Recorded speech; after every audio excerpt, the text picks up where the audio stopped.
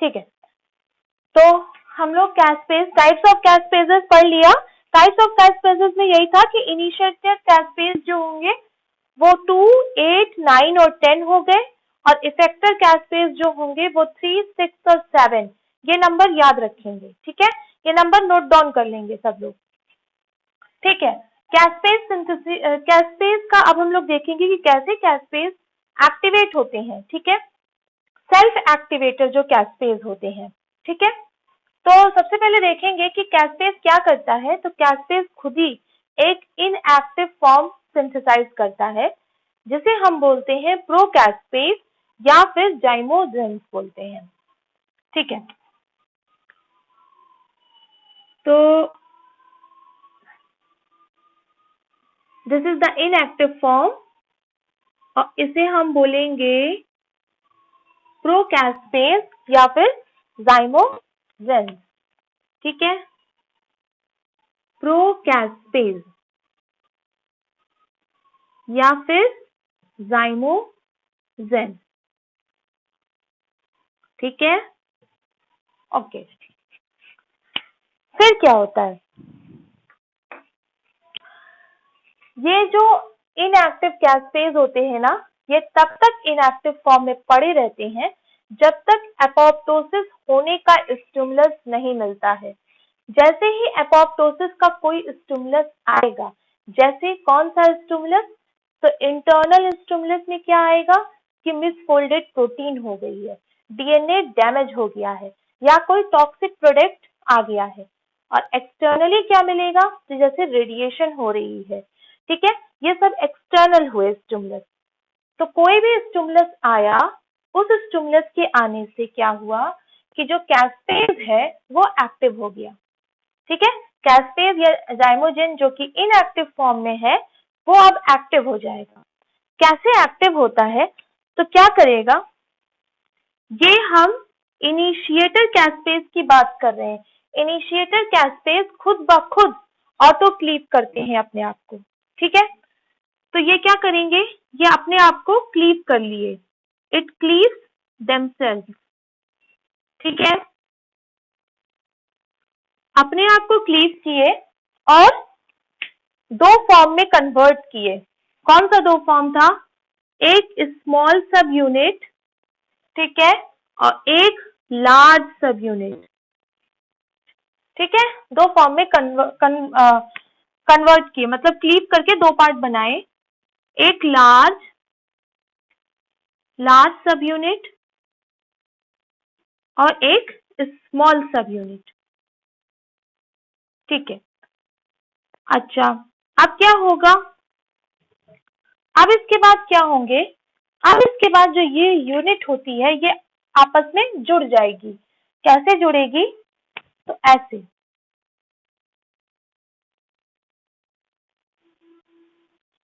ठीक है,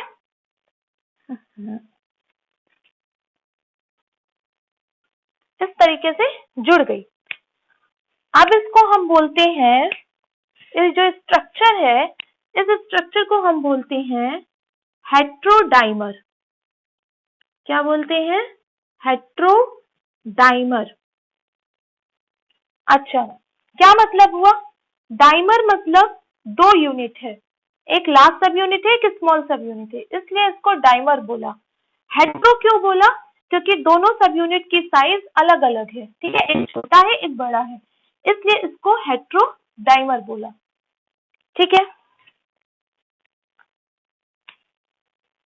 क्या, फिर से बोलना, तुम्हारी आवाज नहीं आई सही से।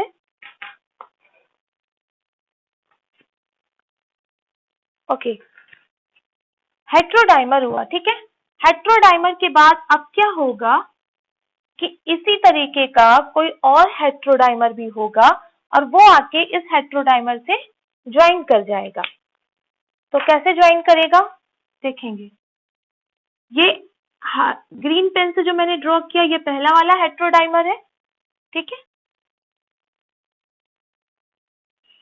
ठीक है, और दूसरा हेट्रोडाइमर हम रेड पेन से ड्रॉ कर रहे हैं, तो ये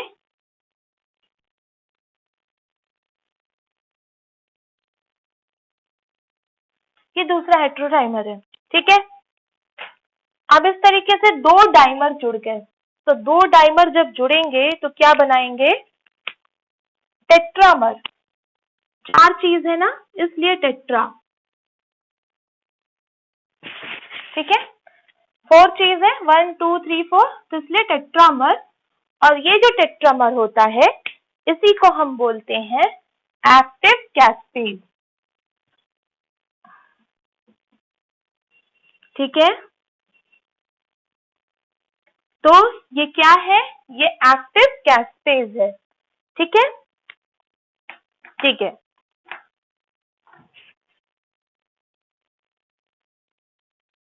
ओके, ये जो है ये इनिशिएटर कैस्पेज के बारे में हम बात कर रहे थे, लेकिन अगर इफेक्टर कैस्पेज होगा तो क्या होगा?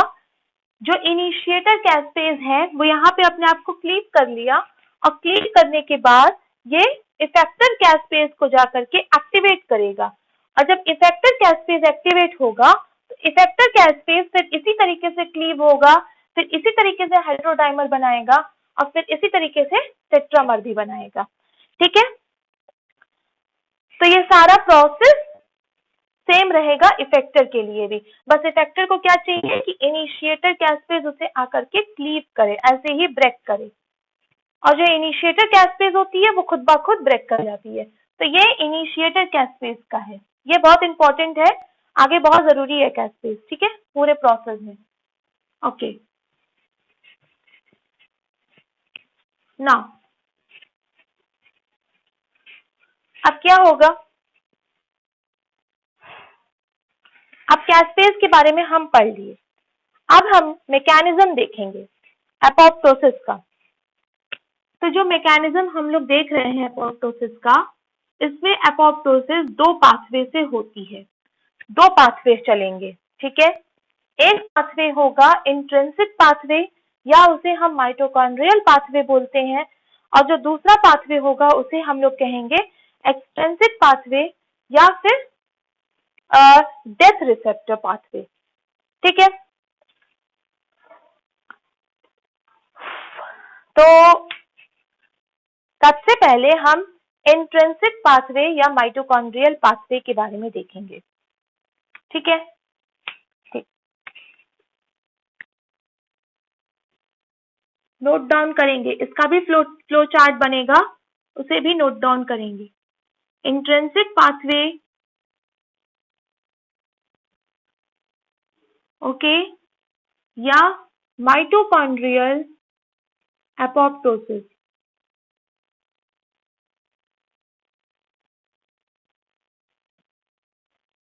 ठीक है, ठीक, ओके। देखो,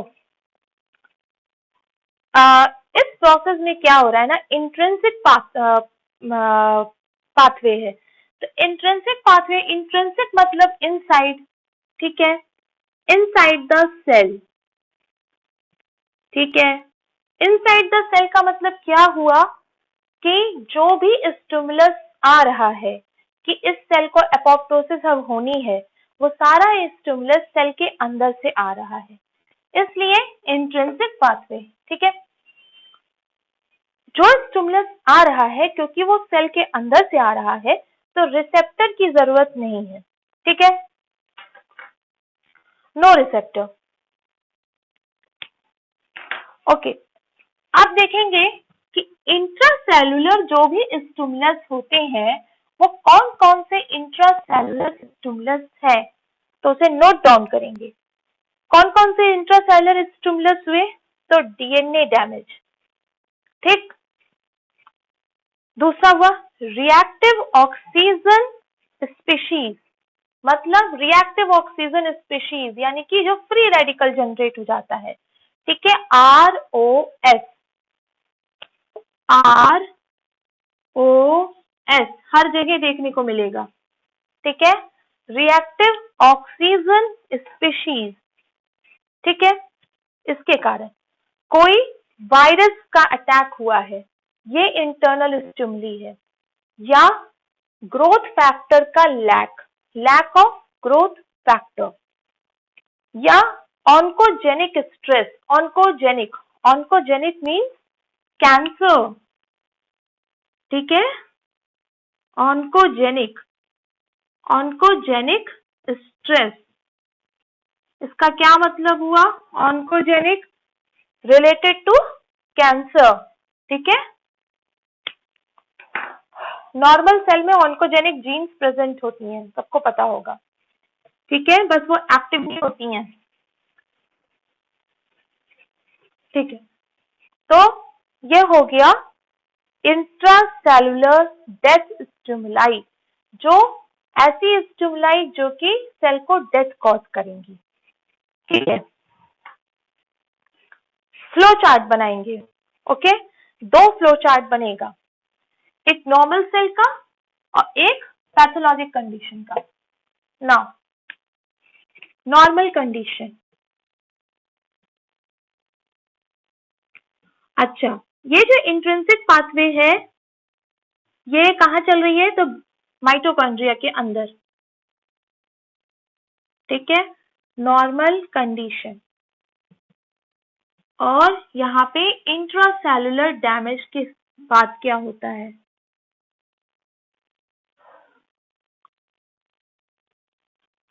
फ्लो चार्ट से चीजें बहुत आसान हो जाती हैं। नाउ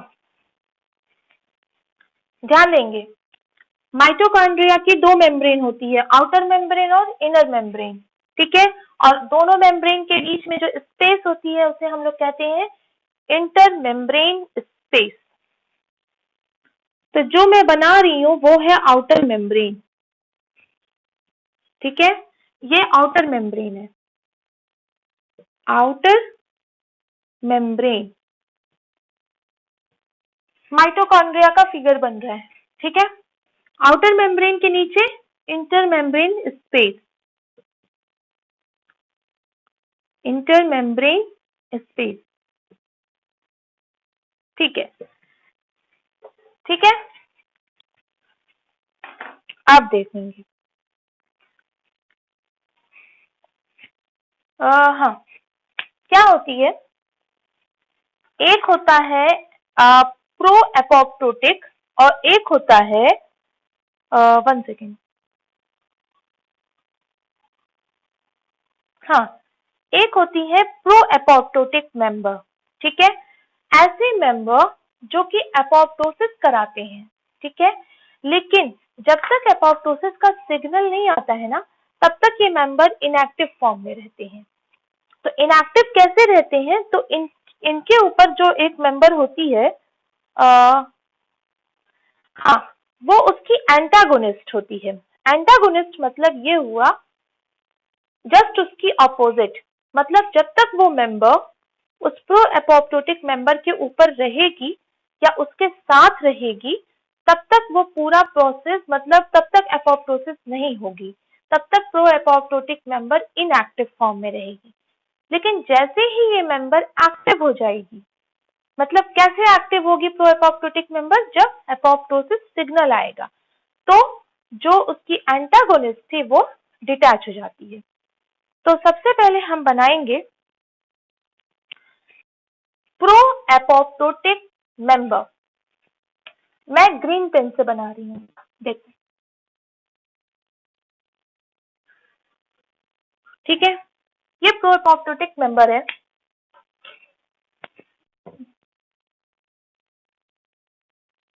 ओके, ध्यान देंगे, ये जो प्रो एपोप्टोटिक मेंबर है इसकी पोजीशन माइटोकॉन्ड्रिया के आउटर मेम्ब्रेन में ही रहती है। ये बहुत इंपॉर्टेंट है, इसीलिए मैंने आउटर मेम्ब्रेन में ही सिर्फ बनाया है, ठीक है, इनर मेम्ब्रेन में नहीं है। तो आउटर मेम्ब्रेन में ही प्रो एपोप्टोटिक मेंबर होता है। इसको हम लोग क्या बोलते हैं? इसको हम लोग बोलते हैं बी ए के, बी ए के या बी ए एक्स, ठीक है, इसको लिखो बी ए के या बी ए एक्स, प्रो एपोप्टोटिक मेंबर, ठीक है, प्रो एपोप्टोटिक मेंबर। अब इसके ऊपर जो होगी उसे मैं रेड पेन से बना रही हूँ, जो कि इसकी एंटागोनिस्ट है, जो कि इसे इनएक्टिव फॉर्म में रखती है ताकि एपोप्टोसिस ना हो। ये जो मेंबर है इसको हम लिखते हैं, क्या लिखते हैं?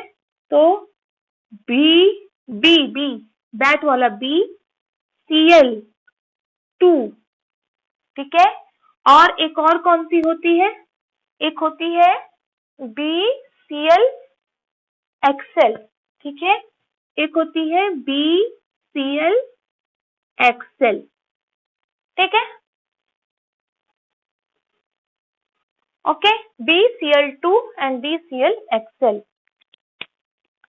तो ये जो मेंबर है, जो इसके ऊपर है, ये मेंबर प्रो एपोप्टोटिक मेंबर को इनएक्टिव फॉर्म में रखी रहती है, और जब ये इनएक्टिव रहती है तो एपोप्टोसिस नहीं होगी, ठीक। ये नॉर्मल कंडीशन है। और ये जो बाहर वाला पार्ट है वो है साइटोसोल।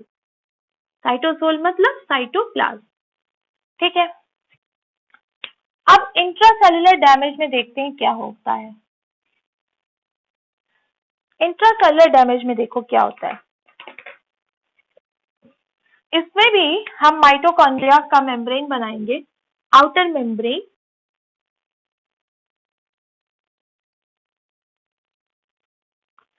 इसको हम थोड़ा सा इसको मैं डिलीट कर देती हूँ, मिटा देती हूँ, रब कर देती हूँ, ऊपर लिख देती हूँ BCl2 एंड BClXl, ठीक है। ये हमारे मेंबर हैं, ठीक है।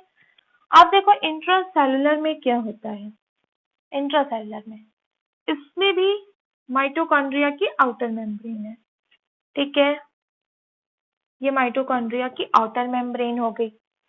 इसमें दो चीज बनेगी, ओके। तो इसमें भी सेम यही चीज बनेगा। देखो क्या होता है, इसमें भी प्रो एपोप्टोटिक मेंबर बन रहे हैं, ठीक। अब इसके ऊपर उसके एंटागोनिस्ट हैं, ठीक, ओके। अब क्या हो रहा है, अब एक सिग्नल आ रहा है, ठीक है। एक सिग्नल आ रहा है। वो सिग्नल कैसा है? वो सिग्नल है कि अब इस सेल की एपोप्टोसिस होनी है, ये सिग्नल आ रहा है, ठीक है। ये इंट्रासेल्युलर सिग्नल है। ये सिग्नल लाता कौन है? तो BH3, ठीक है। BH3 ये सिग्नल आता है। अब BH3 क्या है? तो BH3 है BH3 क्या है? तो सेंसर है, सेंसर है। कहाँ का सेंसर है? तो सेंसर्स है कहाँ से? फ्रॉम BCl2 फैमिली, ठीक है। BCl2 फैमिली के ये सेंसर्स होते हैं BH3। तो BH3 सिग्नल लाया, ठीक है। ऊपर है BCl2, ध्यान देंगे BCl2 फैमिली है पूरी। उस फैमिली में BCl2 फैमिली में BCl2, BClXl, BAK, BAX सब आते हैं। तो कंफ्यूज नहीं होंगे कि BCl2 फैमिली में BCl2 कैसे, ठीक है। तो BCl2 फैमिली में BCl2 भी आता है, और BCl2 का काम भी होता है कि वो इस एपोप्टोसिस को रोके, ठीक है। तो ये कंफ्यूज नहीं होंगे। तो BCl2 ये जो सेंसर है ये BCl2 फैमिली का है। ये सिग्नल आया, तो ये जो BCl2 और BClXl है, ठीक है, ये क्या होगा? ये इसके ऊपर से डिटैच कर जाएगा, ठीक है, हट जाएगा। ये यहां से हट गया, ठीक है, ये हट गया। अब इसको हटा दो, हटा दिए क्या होगा? ये हट गया, ठीक है, हट गया, ठीक है, हटा दिया। हटा के क्या हुआ? ये चीज फ्री हो गई। ये क्या है? तो ये है BAK या BAX, ठीक है। ये है, ये क्या है? ये प्रो एपोप्टोटिक मेंबर है जो कि एपोप्टोसिस कराएगा। आप क्या करेंगे? अब ये मेंबर एक्टिव हो गया, ठीक है। एक्टिव होने के बाद क्या करेगा? ओलिगोमेराइज करेगा, ठीक है। तो ओलिगोमेराइज का मतलब क्या हुआ कि इसी तरीके के कई मेंबर आपस में जुड़ करके एक चैनल बना देंगे। वो चैनल कैसे बनेगा? ये डायग्राम कहीं नहीं मिलेगा, ठीक है?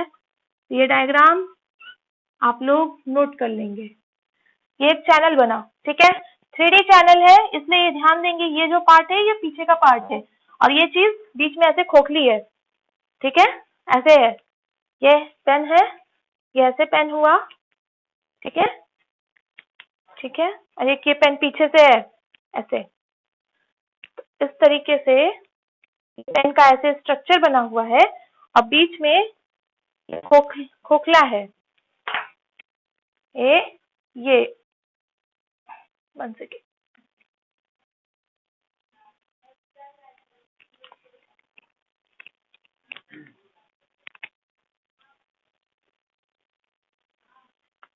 बीच में ये स्पेस है, ये स्पेस है, ठीक है? ये स्पेस है, ठीक है? ये एक चैनल बन गया है, ठीक है? तो ये एक चैनल है, ठीक है? इस चैनल से क्या होगा तो ध्यान देंगे। माइटोकॉन्ड्रिया की इनर मेम्ब्रेन में अंदर की साइड होता है साइटोक्रोम सी, ठीक है? ये साइटोक्रोम सी क्या करेगा? इसी चैनल से बाहर निकल आएगा, ठीक है? साइटोक्रोम सी सुने होंगे, साइटोक्रोम सी रेस्पिरेशन में बहुत यूज है, ठीक है? जो भी ऑक्सीडेटिव फॉस्फोराइलेशन रिएक्शन होते हैं उसमें साइटोक्रोम सी आता है, ठीक है? तो साइटोक्रोम सी माइटोकॉन्ड्रिया का अंदर का पार्ट है, ये आउटर मेम्ब्रेन है। इनर मेम्ब्रेन के अंदर की बात हम कर रहे हैं। तो यहाँ से साइटोक्रोम सी बाहर निकल आएगा, कहाँ निकलेगा? ये बाहर साइटोसोल है, साइटोसोल मीन्स साइटोप्लाज्म है, ठीक है? साइटोप्लाज्म, ठीक है? अब साइटोक्रोम सी क्या करता है? ये नॉर्मल कंडीशन हम हटा दे रहे हैं। साइटोक्रोम सी क्या करेगा?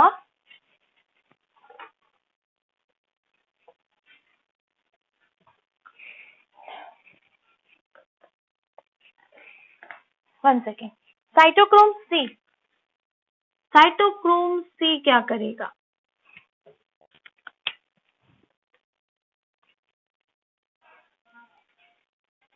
साइटोक्रोम सी जो होता है वो बाइंड करेगा किससे?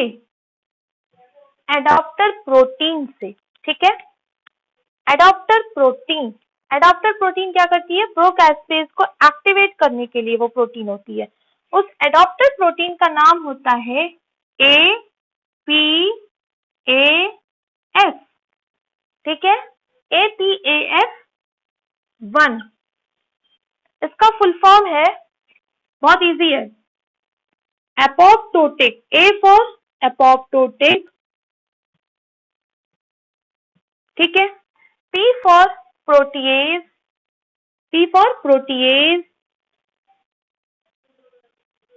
A फॉर एक्टिवेटिंग,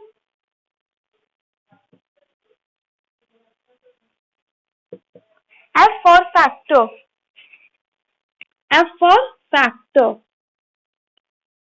ठीक है? फैक्टर 1, ठीक है? ये क्या है? ये एक एडॉप्टर प्रोटीन है, एडॉप्टर प्रोटीन, ठीक है? ये जो साइटोक्रोम सी है ये इस एडॉप्टर प्रोटीन से बाइंड करता है। एडॉप्टर प्रोटीन क्या है? APAF, ठीक है? APAF1 क्या है? Apoptotic protease activating factor. अब देखो क्या लिखा है, एपोप्टोटिक प्रोटीएज मतलब कैसी एंजाइम जो कि एपोप्टोसिस कराती है, ठीक है? उसको एक्टिवेट करने का ये एक फैक्टर है, ठीक है? ये एक प्रोटीन है, ठीक है? तो एपोप्टोटिक प्रोटीएज क्या है? कैस्पेज है, ठीक है? कैस्पेज क्या है? प्रोटीन डाइजेस्टिंग एंजाइम है और प्रोटीन डाइजेस्टिंग एंजाइम को हम प्रोटीएज बोलते हैं, ठीक? तो एपोप्टोटिक प्रोटीएज मींस एपोप्टोसिस कराने वाली एंजाइम को ये फैक्टर एक्टिवेट करता है। अब क्या करेगा? मैंने कहा ये फैक्टर एक है, क्या करेगा? ऑलिगोमेराइज करेगा। ठीक है, ऑलिगोमेराइज हमेशा ध्यान रखेंगे। What is the meaning of ओलिगोमेराइज?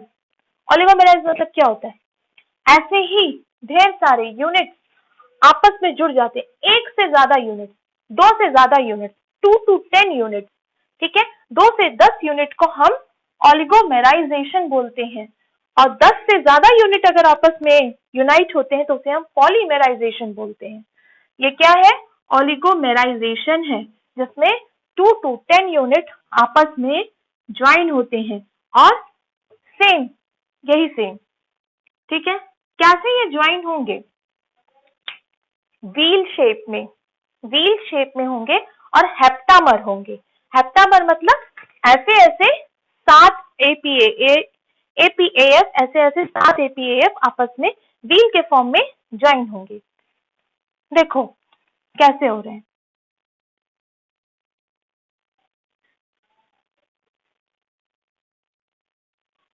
कितना हुआ? 3 2 5, 1 6, 1 7 हो गया। हेप्टामर 7 हो गए, हेप्टामर।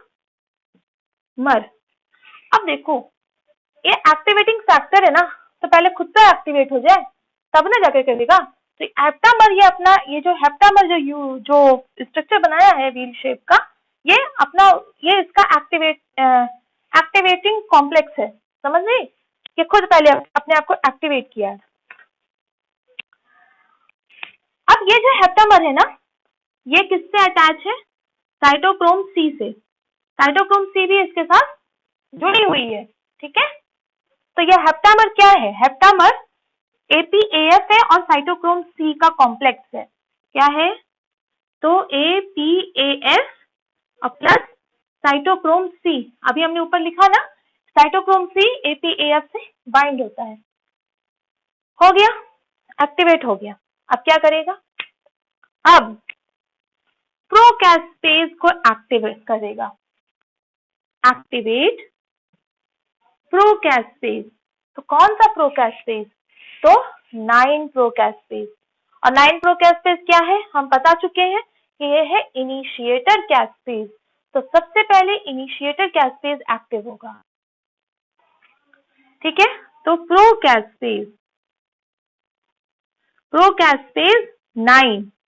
ठीक है, अब ये प्रोकैस्पेज 9 अपने एक्टिव फॉर्म में आया तो कैस्पेज 9, और कैस्पेज 9 फिर किसको एक्टिवेट करेगा? तो कैस्पेज 9 एक्टिवेट करता है इफेक्टर को, इफेक्टर कैस्पेज को। और इफेक्टर कैस्पेज क्या है? कैस्पेज 3। ठीक है, ओके, एक बार इसको फिर से रिवाइज कर लेते हैं जल्दी से। नॉर्मल प्रोसेस हो गया।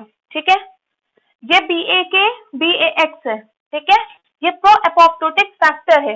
इसके ऊपर क्या है? वो फैक्टर है जो कि एपोप्टोसिस नहीं कराएंगे। तो प्रो एपोप्टोटिक के ऊपर अगर एंटागोनिस्ट इसके प्रेजेंट है तो ये एक्टिव नहीं होगा। एक्टिव होने के लिए क्या चाहिए? सिग्नल चाहिए। सिग्नल कहां से आया? BH3। BH3 क्या है? सेंसर है BSCL2 फैमिली का। आया सिग्नल, ये हट गया तो ये एक्टिव हो गया। एक्टिव हुआ तो क्या होने वाला है? ऑलिगोमेराइज हो गया। ठीक है, ऑलिगोमेराइज मतलब 2 से ज्यादा यूनिट, 2 to 10 यूनिट अगर कंबाइन करती है, तो इसके 4 पार्ट आपस में कंबाइन करके एक चैनल बना लिए। चैनल से क्या हुआ? साइटोक्रोम सी बाहर निकल आया। साइटोक्रोम सी बाहर निकला, बाइंड किया एपोप्टोटिक प्रोटीएज एक्टिवेटिंग फैक्टर 1 से, बाइंड करके हेप्टामर स्ट्रक्चर बनाया। हेप्टामर स्ट्रक्चर क्या किया? प्रोकैस्पेज 9 को एक्टिवेट किया। प्रोकैस्पेज 9 एक्टिवेट फॉर्म में आ गया कैस्पेज 9, जो कि इनिशिएटर कैस्पेज है। और फिर इनिशिएटर कैस्पेज किसको एक्टिव करेगा? इफेक्टर कैस्पेज को। और फिर फाइनली क्या हो जाएगा? एपोप्टोसिस। ठीक है, फाइनल एपोप्टोसिस हो जाती है। ये तुम्हारा पहला मैकेनिज्म है जो कि इंट्रिंसिक पाथवे है। ठीक है, इसके बाद एक मैकेनिज्म और देखेंगे फिर हम लोग वहीं पे लेक्चर स्टॉप करेंगे, क्योंकि दोनों मैकेनिज्म साथ में देखना जरूरी है, एक इधर एक उधर देखेंगे तो गड़बड़ हो जाएगा। ओके, तो ये हो गया। इसमें किसी को प्रॉब्लम हो तो मुझे बताए, कोई स्टेप अगर ना समझ में आया हो, वरना मैं इसे रब करूंगी। किसी को कोई प्रॉब्लम? ओके, तो हम लोग एक्सटेंसिव पाथवे पे चल रहे हैं। खत्म तो नहीं हुआ ना? ठीक है, फिर से रीलोड कर देना था। रीलोड हम अभी किए हैं, एक बार और करना पड़ेगा। ओके ना, ये हो गया माइटोकॉन्ड्रियल। ठीक है, बस एक और पढ़ेंगे, उसके बाद फिर लेक्चर बंद करेंगे। ओके, वही बहुत छोटा सा है ना। डेथ रिसेप्टर, दूसरा पाथवे क्या था? तो डेथ रिसेप्टर है या एक्सट्रिंसिक पाथवे है। ठीक है, डेथ रिसेप्टर या एक्सट्रिंसिक पाथवे। एक्सट्रिंसिक पाथवे क्यों बोला जा रहा है? एक्सट्रिंसिक मीन्स मतलब बाहर का, एक्सटर्नल पाथवे। इससे क्या होता है? बाहर से सिग्नल आ रहा है। देखेंगे बाहर से कौन कौन सा सिग्नल है जो कि एपोप्टोसिस कराता है। तो कोई टॉक्सिक इनटेक कर लिया, ठीक है, या टेम्परेचर का एलिवेशन हो गया, या रेडिएशन हो गया, ये सब एक्सटर्नल स्टिमुलस है। अच्छा, अब देखो, एक्सटर्नल स्टिमुलस है तो रिसेप्टर होना जरूरी है। बिना रिसेप्टर के कैसे पता चलेगा सेल को कि उसकी एपोप्टोसिस होगी? ठीक है, तो स्टिमुलस है तो सेल पे जाहिर सी बात है रिसेप्टर होगा ही होगा। ठीक, ओके। जो एक्सटर्नल स्टिमुलस आता है ना, वो एक फॉर्म में आता है। वो कौन सा फॉर्म होता है? तो साइटोकिन। साइटोकिन फॉर्म में आता है। देखो, जैसे ये क्वेश्चन अराइज हो सकता है ना कि एक्सटर्नल स्टिमुलस आ किस फॉर्म में रहा है? आयन है, कार्बोहाइड्रेट है, प्रोटीन है, क्या है? तो वो साइटोकिन है। ठीक है, साइटोकिन है। और साइटोकिन क्या है? तो टीएनएफ फैमिली का मेंबर है। टीएनएफ क्या होता है? Tumour necrosis factor. ठीक है, जो ट्यूमर नेक्रोसिस फैक्टर होती है वो कब निकलती है? जब वायरस इन्फेक्शन हो तब, जब इन्फ्लेमेशन हो तब, ठीक है, तब निकलती है। दूसरी चीज, सेल सिग्नलिंग, सेल को सिग्नलिंग करने में, सिग्नल पहुंचाने में ये हेल्प करती है। ठीक है, कौन कौन से सेल इसे सिक्रीट करते हैं? तो मैक्रोफेज सिक्रीट करता है, एनके सेल, एनके सेल क्या है? नेचुरल किलर सेल, वो सिक्रीट करते हैं, और टी लिम्फोसाइट सेल सिक्रीट करती हैं। ठीक है, ये ध्यान देंगे। इसमें क्या होता है ना, इसमें लिगैंड, लिगैंड और रिसेप्टर मॉडल होता है। ठीक है, लिगैंड क्या होते हैं?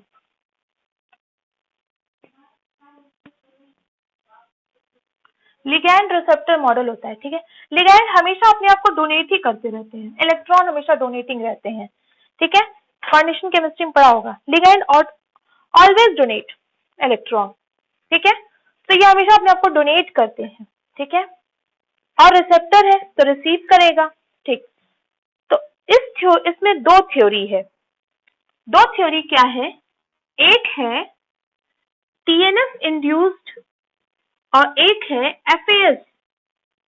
ठीक है, ठीक, तो ध्यान देंगे, टीएनएफ में जो लिगैंड और रिसेप्टर होगा वो टीएनएफ ही होगा, और एफएएस में जो लिगैंड और रिसेप्टर होगा वो एफएएस ही होगा। ठीक है, टीएनएफ टीएनएफ लिगैंड रिसेप्टर, और एफएएस एफएएस लिगैंड रिसेप्टर। तो अभी हम जो पढ़ेंगे वो हम एफएएस का पढ़ेंगे। ठीक है, ओके, तो एक हम लोग यहाँ पे एक मॉडल और देख रहे हैं, वन मॉडल और देखेंगे। ओके, सो प्लाज्मा मेम्ब्रेन पे देखेंगे, क्योंकि सेल से बाहर है तो प्लाज्मा मेम्ब्रेन। ठीक है, ठीक। माइटोकॉन्ड्रिया नहीं ध्यान में रहना चाहिए, प्लाज्मा मेम्ब्रेन, ठीक है। अब इसमें क्या है, ध्यान देंगे।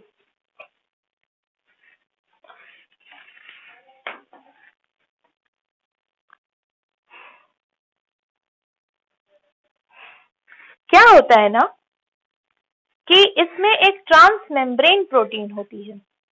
What is the transmembrane protein? तो क्या होता है ट्रांस मेम्ब्रेन प्रोटीन? पता होगा कि जो प्लाज्मा मेम्ब्रेन होती है वो बनी होती है किसकी? फॉस्फोलिपिड और प्रोटीन की। फॉस्फोलिपिड कैसे होते हैं? ऐसे होते हैं, ठीक है, ऐसे होते हैं, ठीक है। एक प्रोटीन होती है जो कि आउटर और इनर मेम्ब्रेन दोनों को क्रॉस करती है, उसको क्या कहते हैं? ट्रांस मेम्ब्रेन प्रोटीन, ठीक है। ये इंट्रिंसिक प्रोटीन है, अंदर के साइड पाई जाती है, इसलिए इंट्रिंसिक। तो यहाँ पे जो हम एक कॉम्प्लेक्स देखेंगे वो क्या है? वो ट्रांस मेम्ब्रेन प्रोटीन का कॉम्प्लेक्स है, ठीक है। उसके 3 पार्ट हैं, ओके। देखो 10 मिनट कंप्लीट हो गया क्या? ओके, 9, 3 पार्ट है। अच्छा, ये जो सेल मेम्ब्रेन है ना, ये टारगेट सेल की मेम्ब्रेन है, मतलब वो सेल जिसकी एपोप्टोसिस होनी है। तो सबसे पहले तो हम 3 पार्ट ऐसे देखते हैं, ये स्ट्रक्चर ड्रॉ कर लेंगे, ये कहीं नहीं मिलेगा।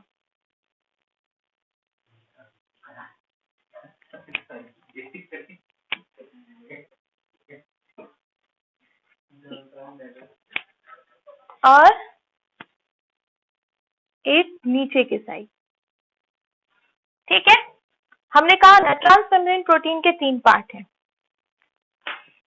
3 पार्ट हैं, कौन कौन, क्या क्या नाम है 3 पार्ट का? नाम देखते हैं। तो सबसे ऊपर वाला जो पार्ट है उसे हम लोग कहते हैं लिगैंड बाइंडिंग डोमेन। क्या है?